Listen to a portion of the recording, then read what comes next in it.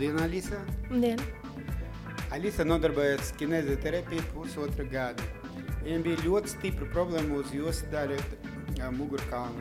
Mana problēma bija tāda, ka man bija sašķelts pirmais jostas skriemels, no tā aizgāja šmorļa trūce, un es nevarēju sēdēt praktiski, visas sāpes gāja uz kāju, bija ļoti grūti staigāt, un tad es trenējos pusotru gadu ar Andreju, mēs palēnām sākām, un tagad es varu brīvi staigāt, lēkāt, darīt visu, ko vien vēlos. Tā kā es visiem iesaku izmēģināt šo terapiju, tā noteikti palīdz, jo agrāk es nevarēju pat normāli pagulēt, tagad es aizmiršos, kā tas ir negulēt naktīs, kad sāp mugura, tā kā tas ir tā vērts pamēģiniet.